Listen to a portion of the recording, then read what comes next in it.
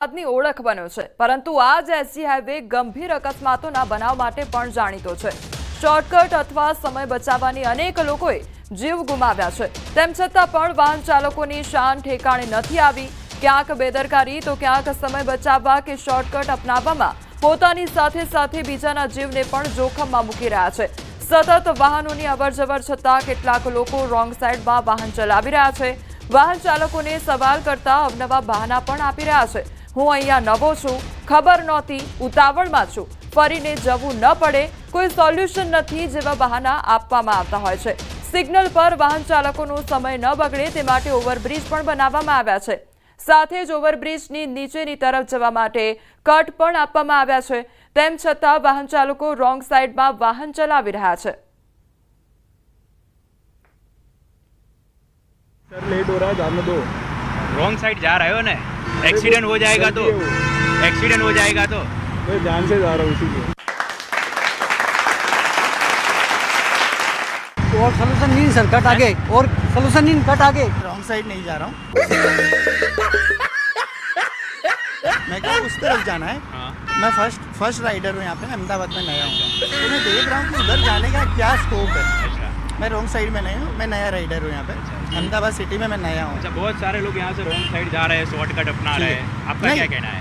अगर wrong side जो जा रहा है, वैसे तो फिलहाल अभी कोई दिख नहीं रहा है यहाँ पे, लेकिन अगर रॉन्ग साइड जो जा रहा है तो वो गलत कर रहा है, नियम का भंग कर रहा है, और उनको मतलब एज ए रिस्पॉन्सिबल नागरिक होने के नाते मैं यही सलाह देना चाहूँगा कि ये एक्टिविटी ना करें। इससे जान का जोखम पहले है, उसके बाद कानून का भंग है। कारण तो नहीं, पण थोडું ઝડપી નીકળી જવાય, પણ ઝડપની સજા મોતની સજા છે, એને ધ્યાનમાં રાખીને આપણે સીધું જ જવું જોઈએ, શોર્ટકટ ના લેવો જોઈએ। સાહેબ, આપને બી નુકસાન થઈ શકે છે, સામેવાળાને નુકસાન થઈ શકે છે। સાચી વાત છે, હું જસ્ટ સમજવા જ ઊભો રહ્યો તો શું તમે જોઈ રહ્યા છો, પણ ઝડપની સજા મોતની સજા ઓલવેઝ ટ્રાફિકના નિયમ ફોલો કરવા જોઈએ એઝ અ ગુજરાતી। મારે કામ હતું ને એટલે ગઈ હતી, પાછી આવી ગઈ, મને ખબર નથી, હું ફર્સ્ટ ટાઈમ આવી છું ને એટલે। એમાં અકસ્માત થઈ શકે, આપને બી જીવના જોખમમાં છે, તો રોંગ સાઈડ આવવાનું કારણ શું? મને ખબર નથી, હું અહીંથી આવી ને એટલે સીધી જતી રહી, એટલે તો લોકોને શું સલાહ આપશો આપ જે રોંગ સાઈડમાં આવી રહ્યા છે? એમાં ના ચલાય એમ, બીજું શું। ભૂલથી અહીંથી જ પાછી વળી ગઈ, પણ આમ ગઈ ને એ જ પાછી વળી ગઈ। अरे હું ભૂલી ગયો હતો કેમ કે હું ઉતાવળમાં હતો સાહેબ, કામ ઉપર था। એમ નહીં, આપને તો नहीं गलती है, मैं नहीं वो बात आपकी सही है, उसके लिए का बहुत घूमना पड़ता है सर। एक्सीडेंट भी हो सकता है, हो सकता है, हमारे को मालूम है सर। तो क्यों रॉन्ग साइड में है? अब सर गलती हो गई, क्या करें यार, क्योंकि इसके इतने के लिए उतना घूम के जाना बहुत लंबा पड़ेगा सर। સાઈડ ક્યાં છે? તો આ રસ્તો તો લઈ શકે ને, કારણ કે અમે ઉપર નથી જતા એટલા માટે। એટલે ઉપર નહીં જવાનું કારણ કે અમારે થલતેજથી જવાનું છે એટલે। આ રોંગ સાઈડ છે, આપ આવી રહ્યા છો, હા, તો અહીંયા કંઈ છે, અહીંયા સિમ્બોલ કે એવું કંઈ છે? નહીં, આપના જીવને જોખમ થાય ને। હા, જીવને તો જોખમ થાય, પણ અમને ખ્યાલ નહોતો। આપની સાથે સાથે અન્યના જીવને પણ જોખમ છે, હા થાય, તો શું હવે ધ્યાન રાખશું। ખ્યાલ નહોતો, एक्चुअल ખ્યાલ નહોતો, નકર તો અમે ન જઈએ। देखो इधर जाना है ना, मतलब जॉब पे लेट हो रहा हूँ मैं। आप घूम के भी जा सकते हो ना।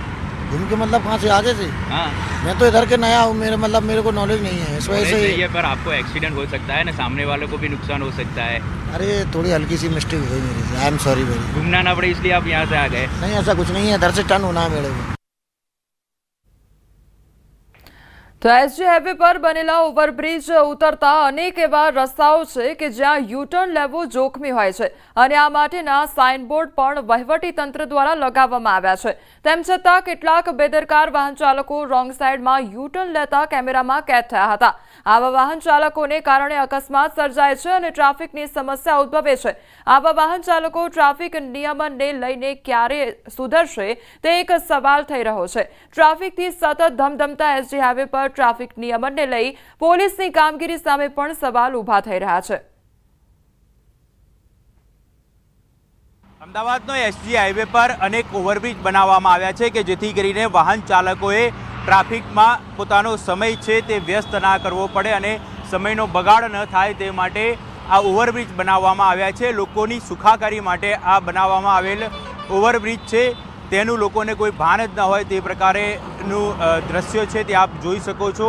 આ જે દ્રશ્ય છે અમદાવાદના ઇસ્કોન બ્રિજ ઉપરના, કે લોકો શોર્ટકટ અપનાવવા માટે પોતાની સાથે સાથે લોકોની જિંદગીને પણ જોખમમાં મૂકતા હોય છે, કારણ કે શોર્ટકટ અપનાવવા માટે જે બ્રિજની બાજુમાંથી કટ આપ્યા હોય છે તે કટમાંથી પોતે રોંગ સાઈડમાં જઈ રહ્યા છે. અનેક વાહન ચાલકો પસાર થઈ રહ્યા છે.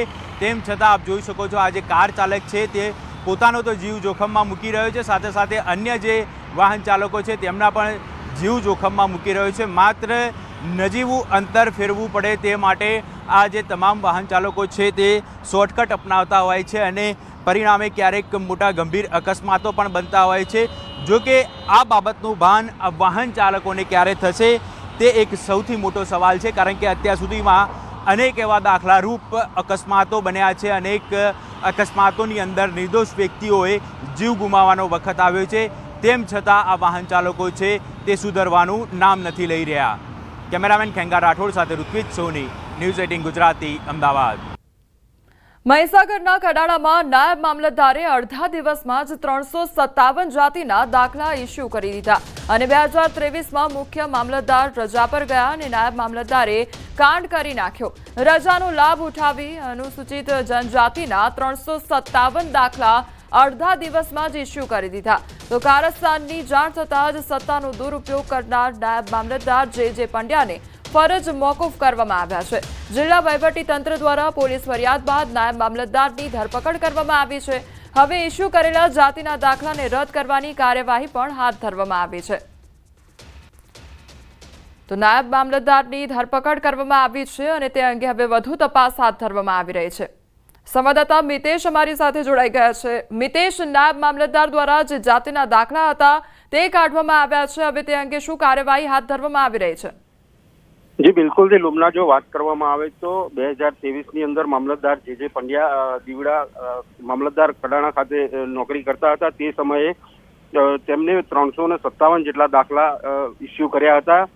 મુખ્ય મામલતદાર કે જે રજા પર હતા અને તેનો લાભ લઈ અને 357 જેટલા દાખલા ખોટી રીતે ઇસ્યુ કરતા અત્યારે તપાસમાં ખોટા દાખલા હોવાનો તમામ જે રેકર્ડ છે તે બહાર આવ્યું છે, જેથી કરીને પોલીસ વહીવટીતંત્ર દ્વારા પોલીસ ગુનો ફરિયાદ દાખલ કરવામાં આવી છે. ત્યારે પોલીસે પણ નાયબ મામલતદાર જે પંડ્યાની ધરપકડ કરી છે.